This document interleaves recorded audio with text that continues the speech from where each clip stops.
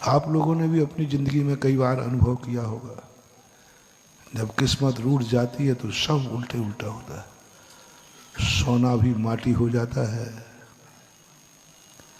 अपने भी कह देते हैं कि कौन किसका, तेरी किस्मत थी इसलिए मैं साथ था, किस्मत नहीं है तो मैं भी साथ नहीं देता।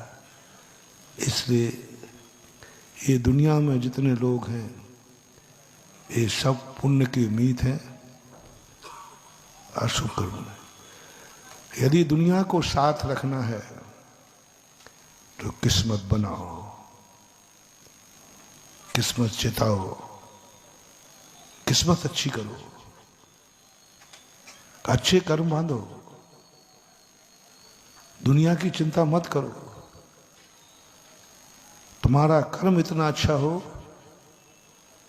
वो एक भजन गाते हो ना कि हे भगवान, हे गुरुदेव, जब से आपकी संगति में आए हैं खुशियां पता पूछते हुए आती हैं।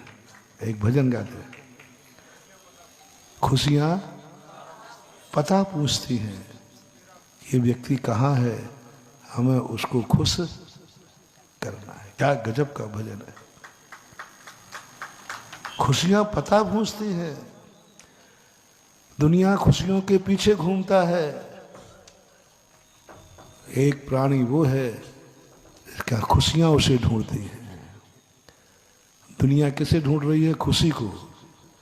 एक पुण्यात्मा दुनिया में ऐसा भी है जिसे कौन ढूंढ रहा है?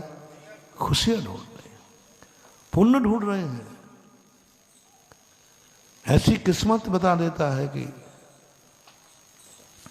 और एक वो है जो खुशियों के पीछे डूब डूब करके मर जाता है, मृग मरीचिका के समान, मृग मरीचिका के समान कुछ नहीं मिलता। किस्मत बनाओ।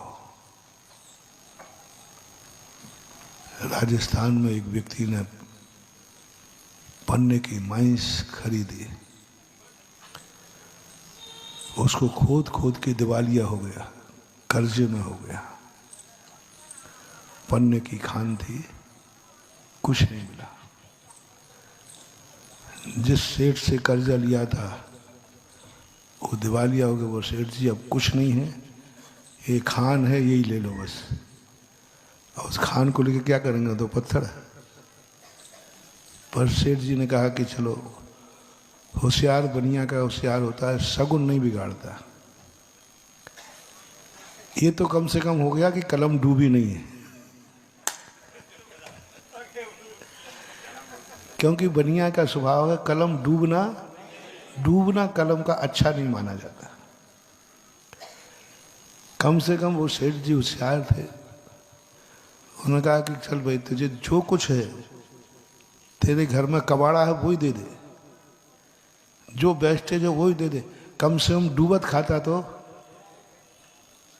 तुम भी ध्यान रखना है। डूबत खाता जिंदगी में नहीं आने देना, चाहे भली एक कील मिले तो एक कील लेके आ जाना।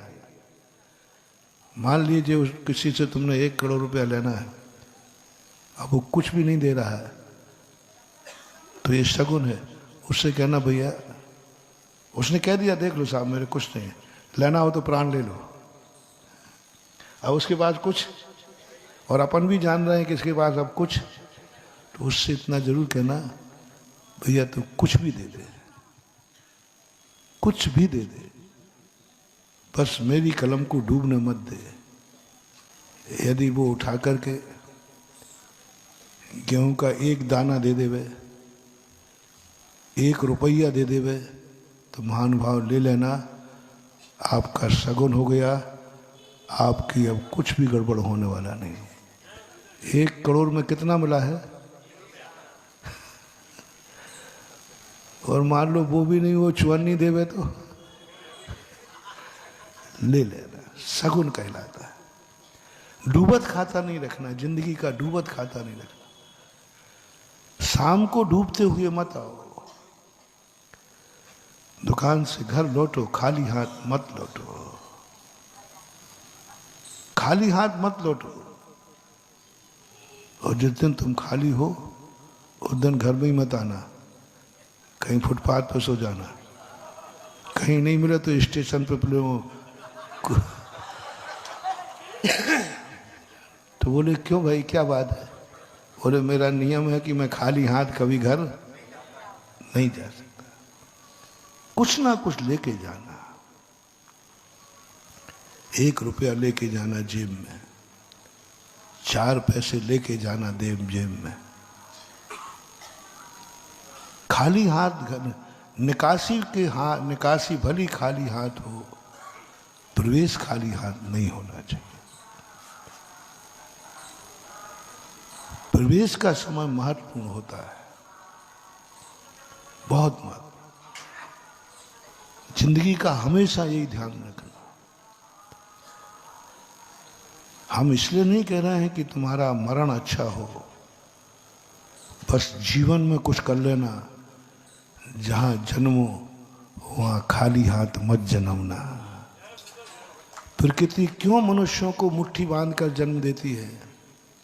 बहुत बड़ा मनोविज्ञान है, बहुत बड़ा मोटिवेशन है। मरते समय हाथ कैसे होते हैं और आते समय क्यों? 84 लाख योनियों में मात्र मनुष्य मुट्ठी बांध के जन्मता है, देवता नहीं।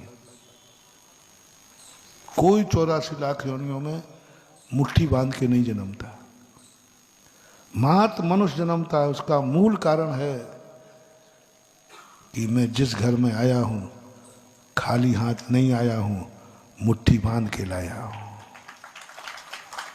बहुत बड़ा मनोविज्ञान है, इसको साधारण मत समझना। मुट्ठी बांध करके जो जिस घर में आया है उस घर में वो कुछ ना कुछ लेके आया है। बस तुम्हें कुछ और नहीं करना है,